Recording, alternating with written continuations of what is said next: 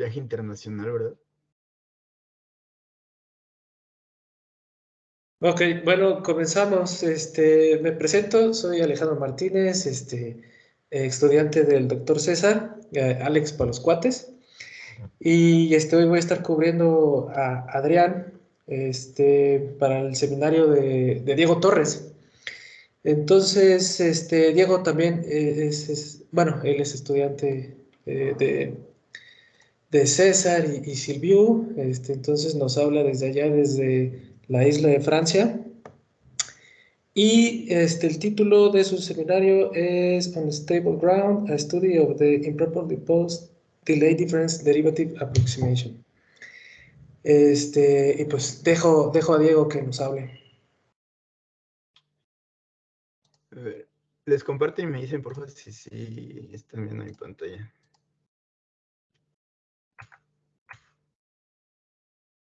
A ver, ahí en principio deberían poner mi pantalla.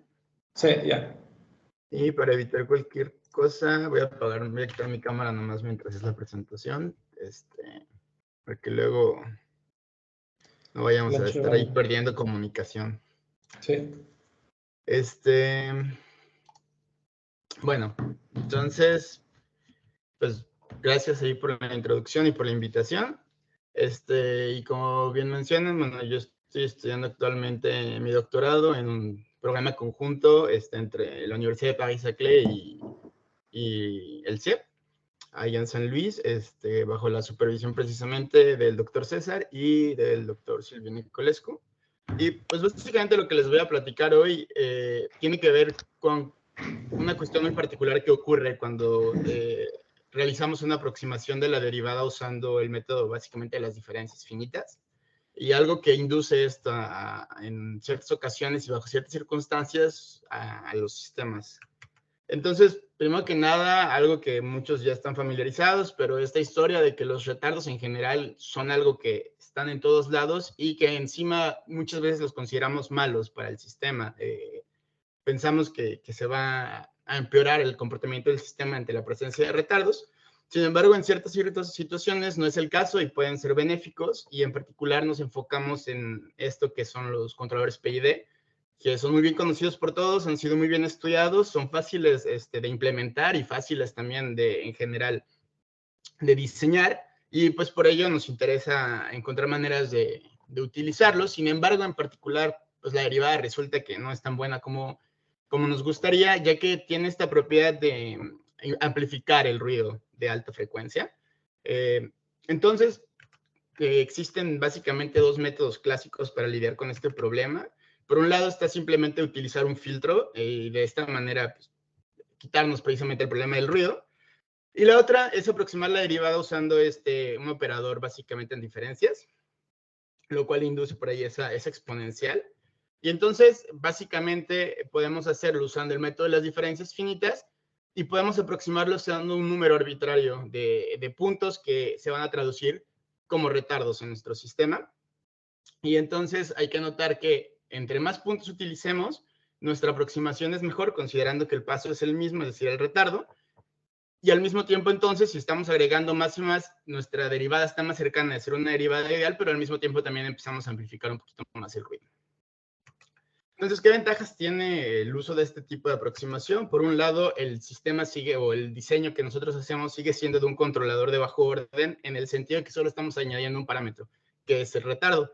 ¿Por qué? Porque aunque utilicemos 5, 6 o cualquier número de retardos, van a ser conmensurables, entonces simplemente tenemos que escoger esta tau y después el segundo retardo es 2 veces tau, el tercero es 3 veces tau y así consecutivamente. Por otro lado, es fácil de implementar. De hecho, las implementaciones digitales de una derivada en general son por medio de una discretización de este tipo.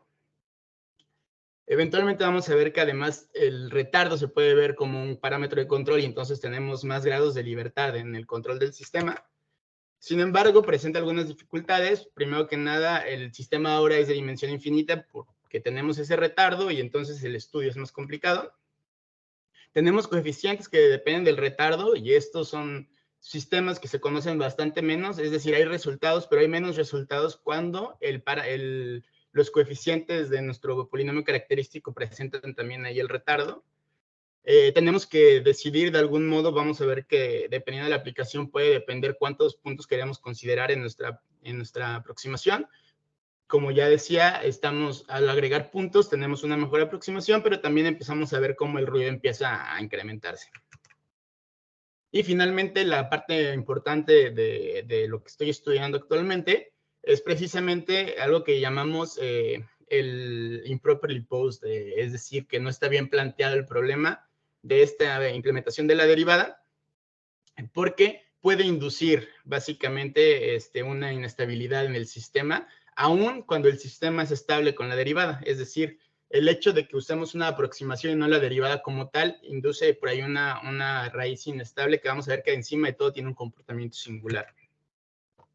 Entonces, el tipo de sistemas que estamos considerando nosotros son sistemas lineales, invariantes en el tiempo, de una sola entrada a una sola salida, con un controlador que en un principio, al momento de seleccionar nuestras ganancias de control, lo consideramos como un controlador proporcional derivativo clásico. Y entonces lo que hacemos es sustituir la derivada por la aproximación en diferencias finitas, y ahora nuestro controlador se toma la forma que se muestra aquí en 7, es decir, ahí L, esa L caligráfica, lo que muestra es el número de retardos que queremos considerar, de manera que en el caso más básico, cuando tenemos un solo retardo y usamos la aproximación de Euler, nuestro sistema queda con esa expresión simple de 1 menos la exponencial, pero después pues, se va complicando conforme aumentamos el número de retardos. Nuestra ecuación característica entonces va a ser considerando que tenemos un lazo de control donde la retroalimentación es con ganancia unitaria, y tenemos la siguiente ecuación característica, que es lo que algunos ya estarán familiarizados, conocemos como un cuasipolinomio, ya que es un polinomio que presenta estas funciones trascendentales, en este caso estas exponenciales. La ventaja es que a pesar de que este tipo de polinomio tiene un número infinito o puede llegar a presentar un número infinito de raíces, es suficiente con encontrar o localizar la abscisa espectral del sistema, es decir, la raíz más a la derecha, para determinar si el sistema es estable o no. Entonces, a pesar de que se complica por ahí el hecho de que sea un sistema de entrada que es de tipo retardado, es decir, que el retardo no está presente en la derivada de mayor orden del sistema, tenemos algunas propiedades que nos ayudan a estudiarlos más fácilmente. Entonces, bueno, primero un ejemplito motivacional. Lo tomé de justamente un trabajo de aquí nuestro amigo Adrián, en el cual controlaban este sistemita haciendo uso de un PD. En ese caso, trabajaban con un PD de un orden fraccionario, pero que, bueno, se puede controlar con un PD normal. Y entonces encontramos las condiciones para estabilizar el sistema, como la ecuación característica es de segundo orden, es suficiente con tener los mismos signos en todos los coeficientes, y con ello encontramos condiciones para estabilizar usando nuestro PD clásico. Y entonces lo que hacemos es sustituir la derivada por su versión, digamos, aproximada, haciendo uso de las diferencias finitas, y obtenemos esta nueva ecuación característica. Y lo que vamos a hacer es, bueno, escogemos las ganancias y vemos cómo se comportan las raíces del sistema. Y resulta que, bueno, sí tenemos algunas raíces que coinciden con la ubicación de las raíces que tiene el sistema cuando no consideramos retardo, es decir, tomamos una derivada ideal. Sin embargo, por ahí también aparece ese subíndice U de tau, que es una raíz que se encuentra del lado derecho, que encima, conforme tau es más pequeño, se va más hacia la derecha, se extiende aún más hacia el infinito, y esto es precisamente ese comportamiento singular del que hablaba, y resulta que la aparición de esta raíz es debida precisamente al uso de la aproximación. Y el problema con ese comportamiento singular es que normalmente tomar un retardo más pequeño nos da una mejor derivada, y pensaríamos que entonces el comportamiento del sistema es mejor, y sin embargo ocurre todo lo contrario, se nos va hacia el infinito. Y con todo esto en mente, pues vamos a decir a qué nos referimos con un sistema que no está bien planteado, y en este contexto lo que vamos a definir como tal es si el sistema con un control del tipo proporcional derivativo es estable en lazo cerrado para unas ciertas ganancias de control, y al momento de sustituir la derivada con su aproximación y tomar un retardo que tiende a 0, si el sistema en ese momento pierde su estabilidad, entonces decimos que es un sistema mal planteado y vamos a decir que es bien planteado si ocurre lo contrario y se preserva la estabilidad después de hacer este cambio. Y con el remark importante de que cuando el sistema es bien planteado, conserva la estabilidad, pero igual hay un margen para ese retardo. Es decir, si no podemos escoger el retardo de manera tan arbitraria, hay un margen en el cual se pierde estabilidad dependiendo del valor que tenga el retardo, pero por lo menos sabemos que para un retardo suficientemente pequeño y dependiendo del contexto va a cambiar ese suficientemente, pero sabemos que se va a preservar la estabilidad. Entonces, el problema que nosotros queremos resolver es encontrar algún tipo de criterio que nos diga, dependiendo el número de retardos que consideremos y el valor del retardo, si el sistema es bien o mal planteado. Y entonces con ello tenemos nuestro primer resultado, que es la siguiente proposición que nos dice que el sistema, cuando cuenta con esta aproximación de la derivada, tiene una raíz que se comporta de la manera que se muestra en número 13. Si se fijan aquí, el detalle es precisamente ese 1 sobre tau, que es el que nos da ese comportamiento singular y que ahorita vamos a ver cómo encontramos esa S0.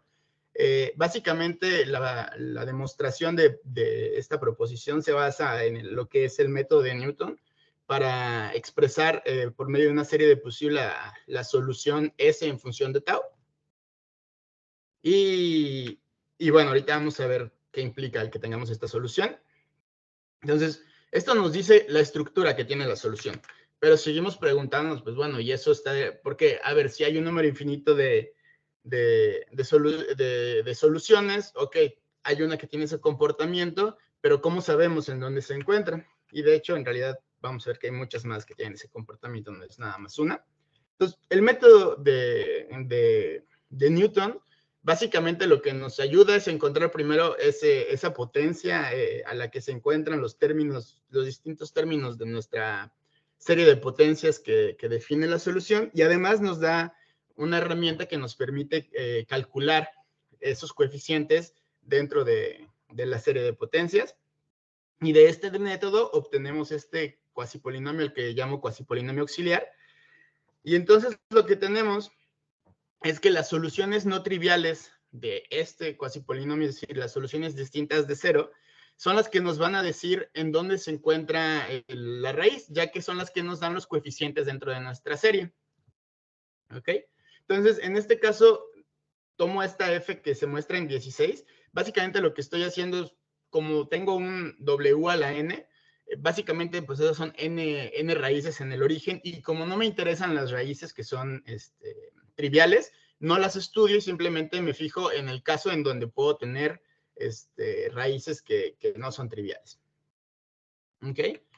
Entonces, ya conociendo esta estructura, pues nuestro corolario de la proposición anterior es que tenemos una raíz con esta estructura y que además este coeficiente se puede obtener como una solución del cuasipolinomio auxiliar que acabamos de mostrar. Entonces, aquí algo que es importante notar es que, si se fijan, esta m y esta n representan lo que vienen siendo los grados de los polinomios que forman la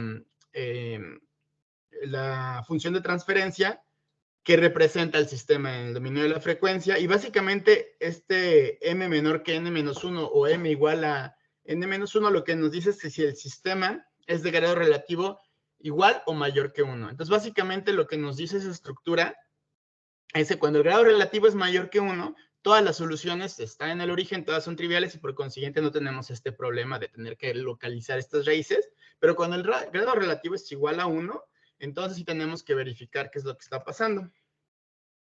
Entonces lo que hacemos es estudiar las propiedades que tiene este cuasipolinomio característico, auxiliar, perdón, para que ese nos diga dónde se encuentran nuestras raíces. Entonces, como siguiente resultado tenemos precisamente las características de ese cuasipolinomio. La primera de todas es que, bueno, aquí por ahí aparece esa alfa. Esa alfa en realidad es KD por Pn-1, donde Pn-1 viene de precisamente nuestro la estructura de nuestro sistema viene del numerador de la función de transferencia. Y básicamente lo sustituyo por esa alfa simplemente para a la hora de hacer el análisis tener un solo parámetro y no dos, pero después regresamos a la misma variable. Y bueno, un primer resultado es que las raíces reales de este cuasipolinomio son como máximo 2, es decir, la cardinalidad de las R's, de los valores reales de W, que hacen 0 a esta expresión para un alfa dado, es como máximo de cardinalidad 2, es decir, a lo más hay 2 raíces reales. Siempre va a existir un alfa suficientemente pequeño para que el sistema sea bien planteado, es decir, para que todas las raíces de este cuasipolinomio auxiliar se encuentren del lado izquierdo. Aquí hay que notar que estoy diciendo que existe un alfa suficientemente pequeño, sí puede estar muy cerca de 0, pero no decimos cuánto es, simplemente sabemos que existe. Y finalmente, si alguna raíz para un cierto alfa cruza el eje imaginario, lo va a hacer como una raíz simple, es decir, si yo tomo la derivada y evalúo en ese mismo punto, nunca se va a hacer 0. Y ahorita vamos a ver, vamos a explotar un poquito estas propiedades para obtener otros resultados. Entonces, bueno, conocemos estas propiedades y lo que queremos responder como pregunta es cómo sabemos si es bien o mal planteado el sistema.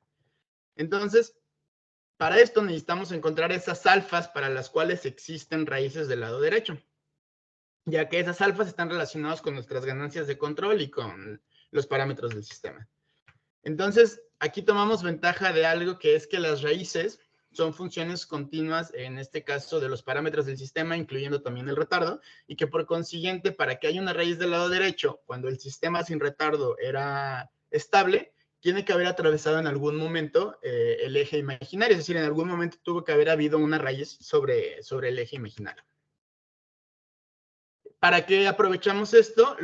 Esto nos dice que entonces, si en un momento perdemos la estabilidad, bueno, entonces debe haber una raíz que se encuentra en el eje imaginario y por consiguiente, esta debe ser una raíz, un complejo conjugado y entonces también en menos i omega vamos a tener también una raíz.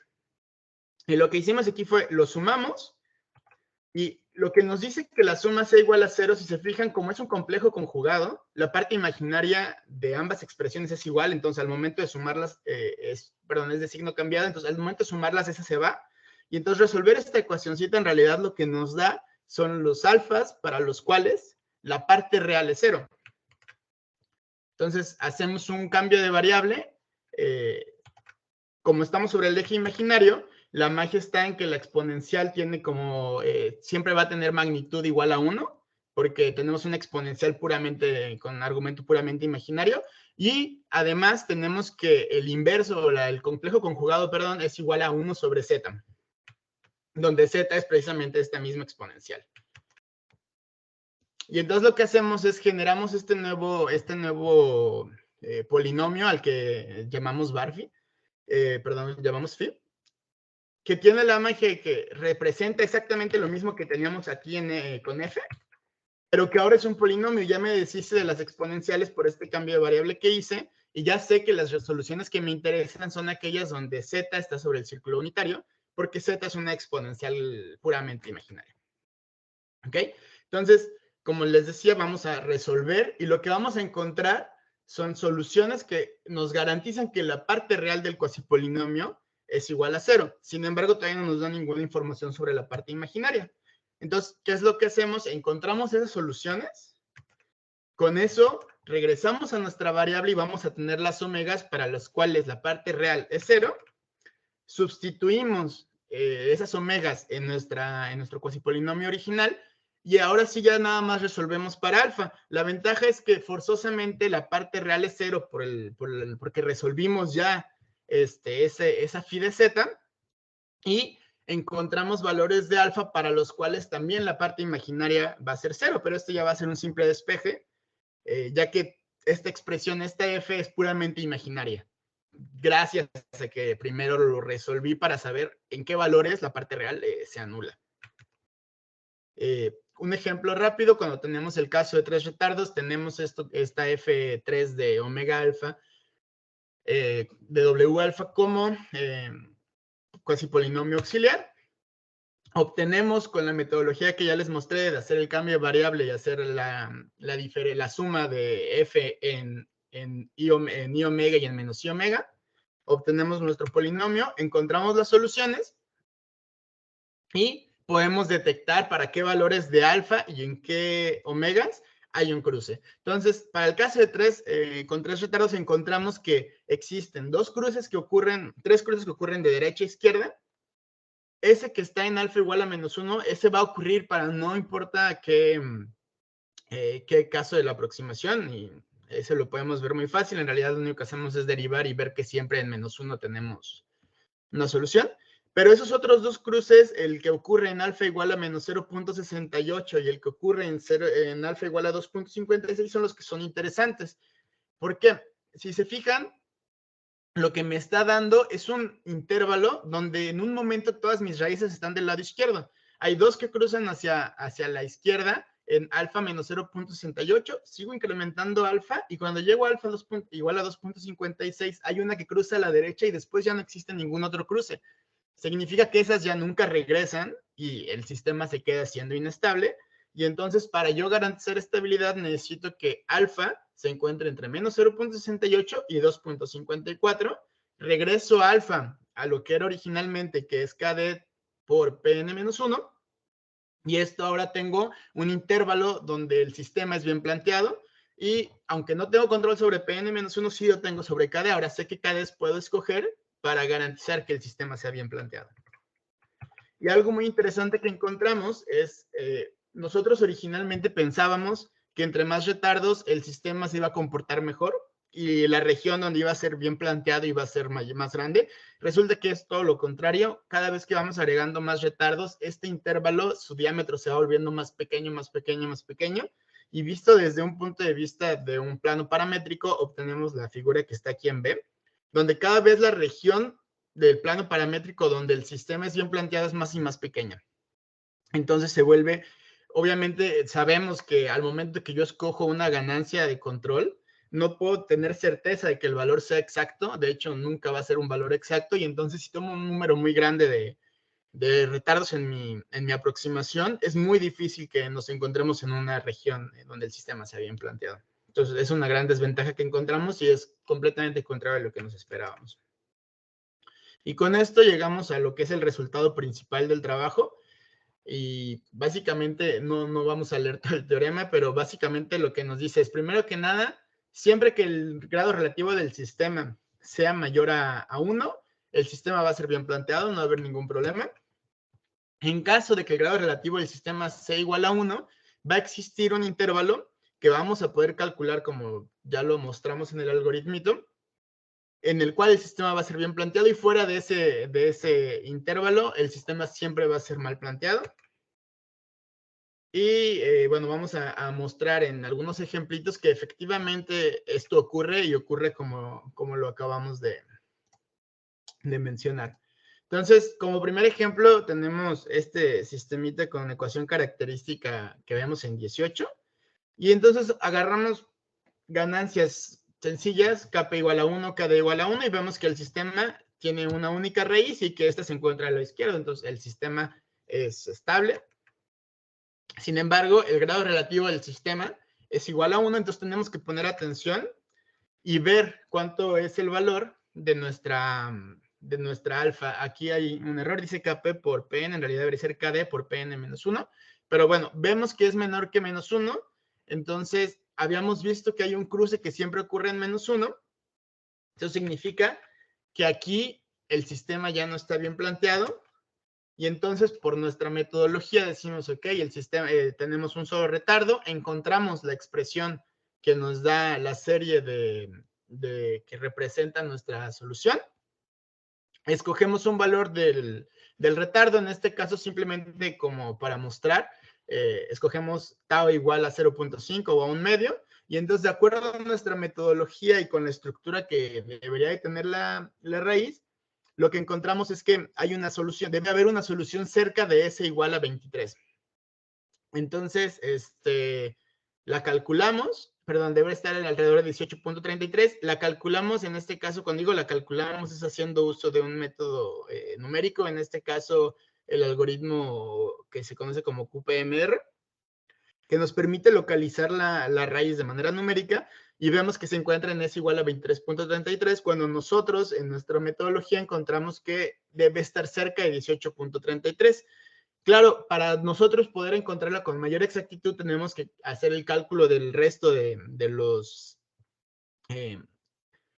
coeficientes que forman nuestra serie, pero de momento este es el tipo de aproximación que podemos tener.